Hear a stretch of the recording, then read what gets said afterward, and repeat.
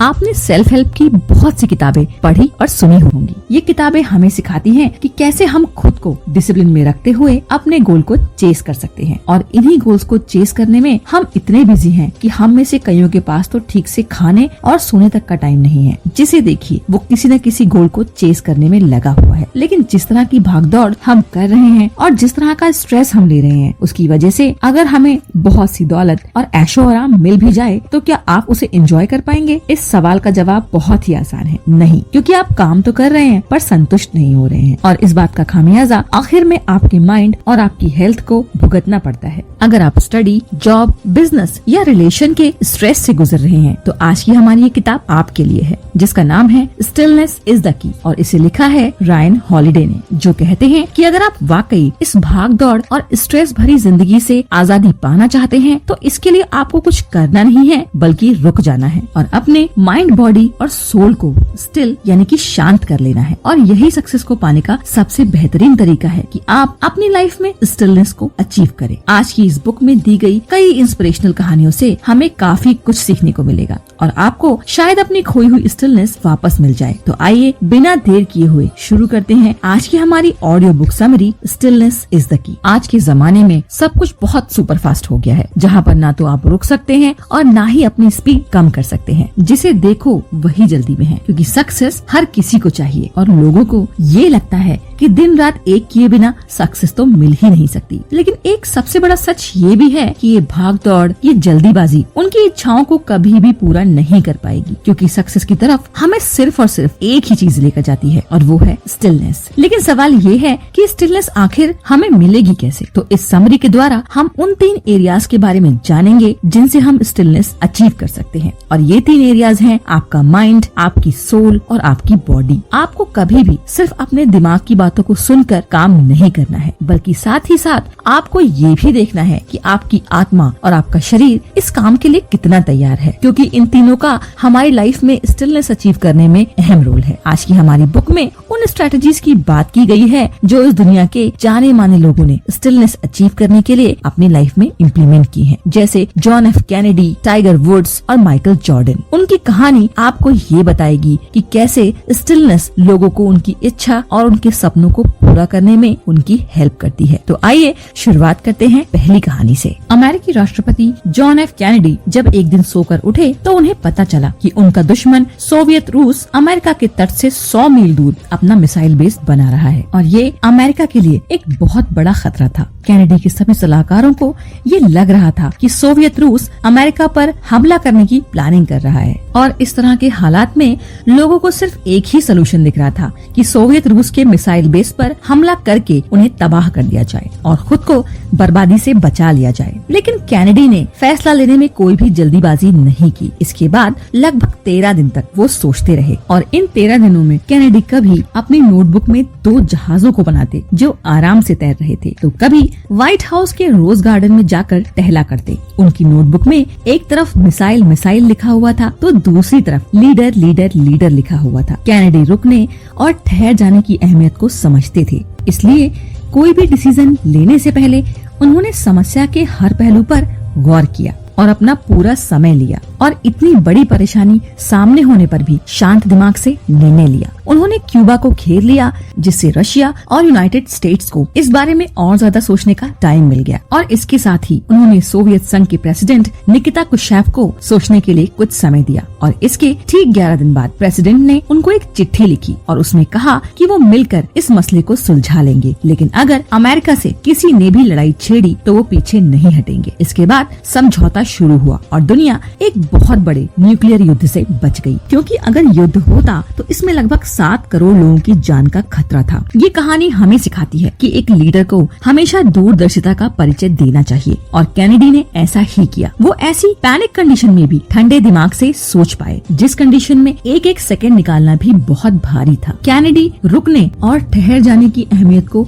बखूबी समझते थे, इसलिए कोई भी डिसीजन जल्दीबाजी में लेने की बजाय उन्होंने रुकना सही समझा। इसलिए जॉन एफ कैनेडी को हम मैन ऑफ स्टिलनेस या शांति प्रिय शासक कह सकते हैं। और आइए अब हम बात करते हैं इस किताब के चैप्टर 2 की, एम्प्टी द माइंड। ये बिल्कुल सच है कि सोचना हमारे लिए इम्पोर्टेंट भी है और यूजफुल भी, और सक्सेस को पाने का भी एक ही मंत्र है और वो है नॉलेज। लेकिन कभी कभी हद से ज्यादा किसी बारे में सोचकर हम अपने दिमाग को कुछ ज्यादा ही कंफ्यूज कर देते हैं और उस पर कुछ ज्यादा ही लोड डाल देते हैं। कई बार तो हम ऐसी बेकार की बातें सोचते रहते हैं जो हमारे माइंड को डिस्ट्रैक्ट करती रहती हैं। लेकिन अगर आप अपने दिमाग को इन डिस्ट्रैक्शन और कंफ्यूजिंग बातों से खाली नहीं करेंगे तो वहाँ इन्वेंशन और पॉजिटिव थिंकिंग के लिए जगह कैसे बनेगी। अगर आपका दिमाग पूरी तरह से खाली होगा तो आप उस चीज पर फोकस कर पाओगे जो आपकी लाइफ में वाकई इम्पोर्टेंट है। D.T. सुजुकी, जिन्होंने वेस्ट में बुद्धिज्म को पॉपुलर बनाया था, उनका मानना था कि कई लोग सिर्फ इसलिए महान बन पाए क्योंकि वो ना तो बहुत ज्यादा सोचते थे और ना ही बहुत ज्यादा चिंता करते थे। सुजुकी कहते थे कि आर्ट ऑफ फॉरगेटफुलनेस या भूल जाने की कला को अगर लंबे समय तक इम्प्लीमेंट किया जाए तो इंसान फिर से बच्चों जैसा मासूम बन सकता है। चाइनीज फिलोसोफर हुआंग हो का कहना था कि अगर आप वाकई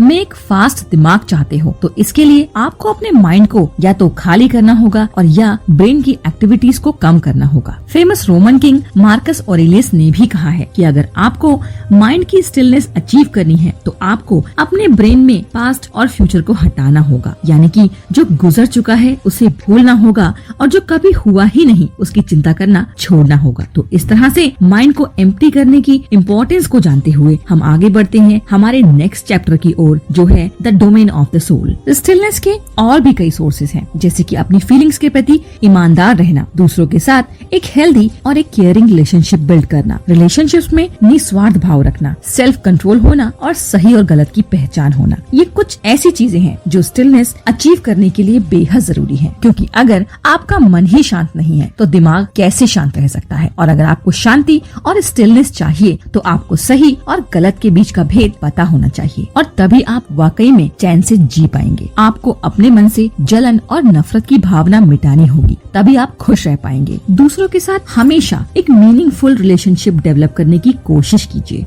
और जो आपके पास है उसे अप्रिशिएट करना सीखिए और जो कुछ भी आपको मिला है उसके लिए ऊपर वाले का हमेशा शुक्रिया अदा कीजिए। ये सभी वो छोटे छोटे तरीके हैं जो आपको लाइफ में स्टिलनेस अचीव करने में हेल्प करेंगे। ऑथर यहाँ टाइगर वुड्स, जो कि एक फेमस गोल्फर हैं, उनका एग्जाम्पल देते हुए कहते हैं कि वो काफी अमीर हैं और उनके पास दुनिया का हर ऐशो आराम है और उनके जैसी लाइफ जीने का सपना हर कोई देखता है। गोल्फ की दुनिया में उनके शानदार कैरियर की बदौलत उन्हें एक आइकॉन माना जाता है। टाइगर के पास एक ऐसी फैमिली थी जिसे वो बहुत प्यार करते थे, लेकिन फिर भी वो अपनी लाइफ से खुश नहीं थे। उनके पिता अल वुड्स ने 2 शादियां की थी और टाइगर उनकी दूसरी बीवी के बेटे थे। टाइगर के पिता बेहद सख्त मिजाज के थे। वो एक गरीब परिवार में पैदा हुए थे और उन्होंने रेसिज्म यानी कि नस्ल के आधार पर होने वाले भेदभाव को काफी करीब से झेला था। टाइगर जब 1 साल के थे तब उनके पिता ने पहली बार उन्हें गोल्फ से इंट्रोड्यूस करवाया। उन्हें एक हाई चेयर पर बिठा दिया गया जबकि उनके पिता गोल्फ खेल रहे थे। गोल्फ को लेकर उनके अंदर बचपन से ही जुनून सवार हो गया था, यहाँ तक कि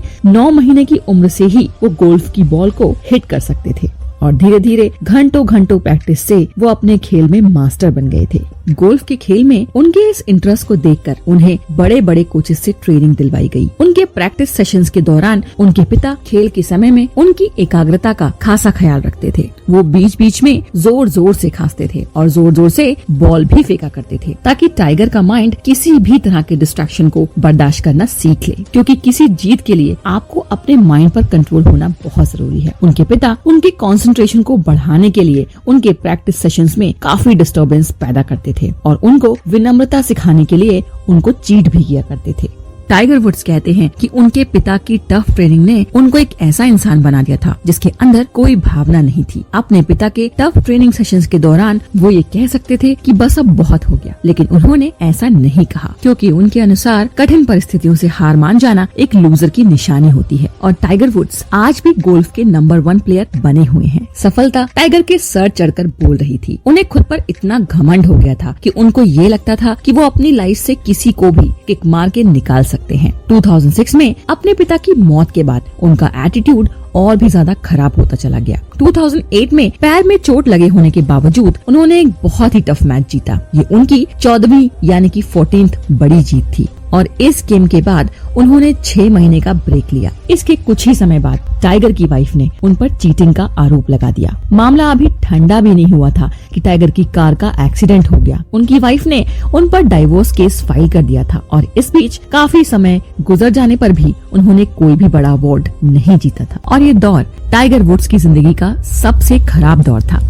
उनकी पर्सनल और प्रोफेशनल लाइफ में उथल पुथल मची हुई थी। अपनी पर्सनल लाइफ में हो रहे लॉस के साथ उन्हें फाइनेंशियली भी काफी लॉस उठाना पड़ा, क्योंकि डाइवोर्स के बाद उन्हें अपनी वाइफ को $100 मिलियन देने पड़े। टाइगर के पिता उन्हें गोल्फ सिखाते वक्त स्टिलनेस ऑफ माइंड की ट्रेनिंग दिया करते थे, लेकिन लाइफ के बाकी पहलुओं में टाइगर काफी कमजोर और इमेच्योर साबित हुए। उन्होंने अपनी लाइफ में काफी चीजों को नजरअंदाज किया, जैसे गहरे रिश्ते, सही और गलत की पहचान और सेल्फलेसनेस। लेकिन इसके बाद टाइगर को अपनी हर गलती का एहसास हुआ। उन्होंने कहा कि एक इम्बैलेंस लाइफ को जीने में कोई मजा नहीं है, क्योंकि एक रिश्ते को ना समझने वाला और स्वार्थी इंसान हमेशा अपने अंदर एक खालीपन महसूस करता है और वो कभी भी सुकून से नहीं बैठ सकता। इतना मुश्किल समय देखने के बाद ईयर 2019 में उनके लिए कुछ राहत की खबर आई, जब उन्होंने मास्टर्स टूर्नामेंट जीतकर एक बार फिर से वापसी की। तो ये चैप्टर डोमेन ऑफ सोल हमें ये सिखाता है कि लाइफ के हर एक एरिया में एक बैलेंस की जरूरत होती है, क्योंकि इसके बिना एक चैंपियन भी लूजर बन सकता है। और इसी के साथ हम बात करते हैं नेक्स्ट चैप्टर की, जो है कॉन्कर योर एंगर, यानी कि नफरत इंसान को बर्बाद कर देती है। जो लोग हमेशा गुस्से में रहते हैं या अपना हर काम गुस्से में आकर करते हैं, वो हमेशा ही फेल होते हैं, क्योंकि आपका गुस्सा आपको अपने गोल्स तक कभी पहुंचने ही नहीं देगा। गुस्सा पहले तो काफी हेल्पफुल लगता है, लेकिन धीरे धीरे ये विनाशकारी हो जाता है, जो आपकी खुशियों और आपकी लाइफ को बर्बाद कर सकता है। और जो गुस्सा कंट्रोल के बाहर चला जाता है, वो दूसरों के साथ साथ आपको भी नुकसान पहुंचाता है। इसलिए जितना हो सके गुस्सा दिलाने वाली जगहों से दूर रहें और ऐसे लोगों को अवॉइड करें, क्योंकि जिसकी लाइफ में गुस्सा होगा वो कभी भी स्टिलनेस अचीव नहीं कर पाएगा। गुस्सा करने से पहले ये सोचिए कि गुस्सा आपको देता ही क्या है, सिर्फ फ्रस्ट्रेशन और हार का एहसास। बुद्धिज्म में कहा जाता है कि गुस्सा एक शेर की तरह है जो आपके अंदर रहता है, और अगर इस शेर को काबू में नहीं रखा गया तो ये शेर आपको ही मार डालेगा। इसलिए स्टिलनेस अचीव करने से पहले इस गुस्से को खत्म करना होगा, और तब कहीं जाकर आप अपनी इच्छाओं को पूरा करने की राह पर बढ़ पाएंगे। Famous basketball player Michael Jordan को तो हर कोई जानता है। 2009 में सक्सेस की ऊंचाइयों को छूने के बाद उन्हें हॉल ऑफ फेम में शामिल किया गया, और जिस वक्त वो ये अवार्ड ले रहे थे उनकी आंखों में आंसू थे। और फिर एक बड़ी अजीब सी बात हुई, उन्होंने बड़े गुस्से भरे अंदाज में एक स्पीच दी। उन्होंने मीडिया के बारे में शिकायत करते हुए कहा कि मीडिया उन्हें और कॉलेज में उनके कोच को हमेशा क्रिटिसाइज करती रही। माइकल डीन स्मिथ के बारे में बात कर रहे थे, जिन्होंने कॉलेज के दिनों में एक बार बास्केटबॉल प्लेयर के तौर पर माइकल के लिए कहा था कि उनके पास कोई खास पोटेंशियल नहीं है। इसके बाद जॉर्डन ने ऑडियंस में से एक आदमी की तरफ इशारा किया। ये लेरॉय स्मिथ थे, एक बास्केटबॉल प्लेयर जिन्हें डीन स्मिथ ने माइकल जॉर्डन की जगह उस वक्त सेलेक्ट किया था जब दोनों ही यूनिवर्सिटी की टीम के लिए ट्राई कर रहे थे।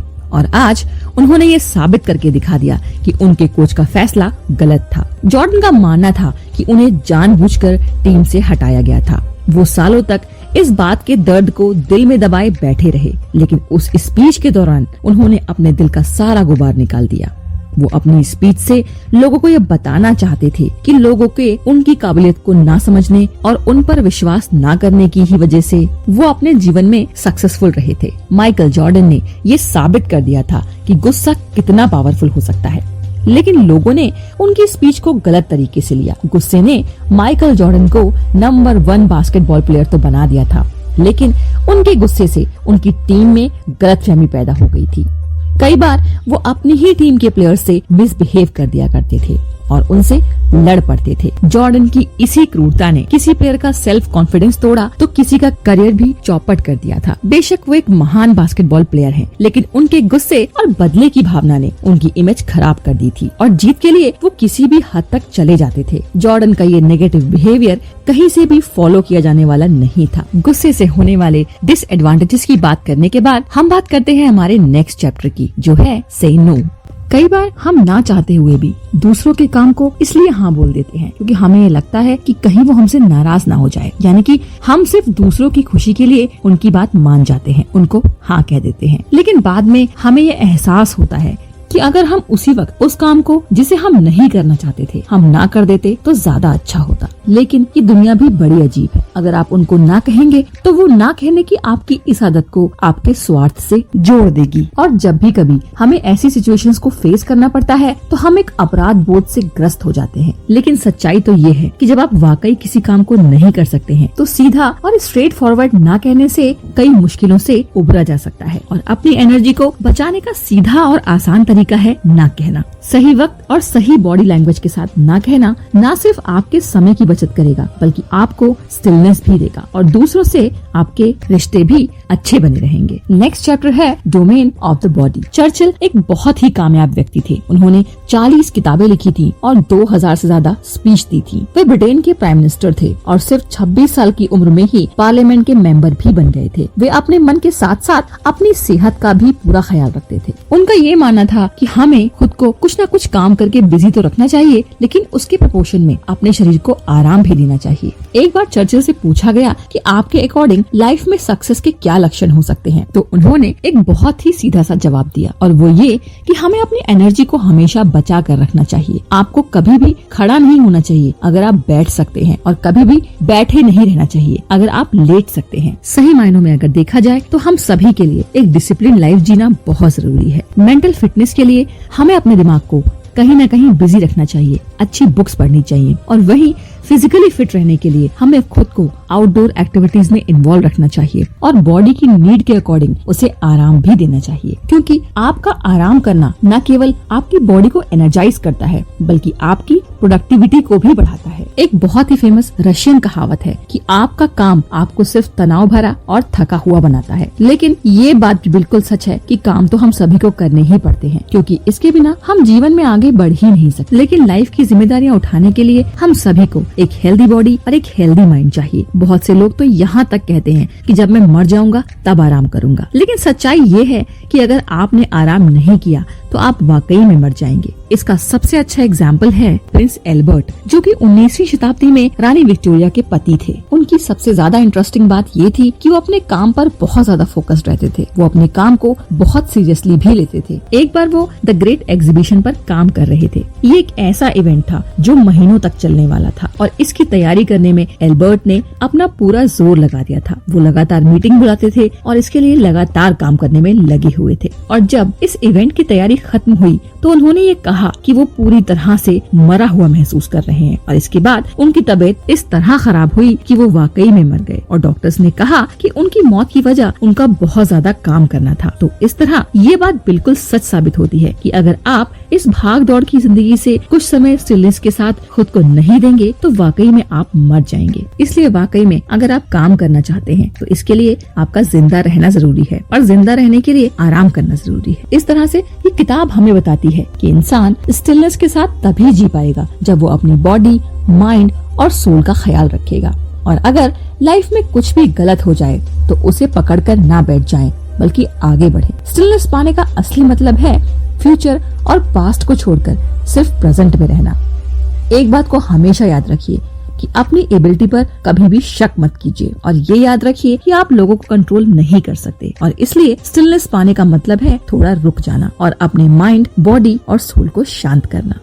अगर आपने अभी तक हमारे चैनल को सब्सक्राइब नहीं किया है तो प्लीज सब्सक्राइब कीजिए और बेल आइकन को दबाइए ताकि आपको हमारे आने वाले वीडियोस की नोटिफिकेशन टाइमली मिल सके।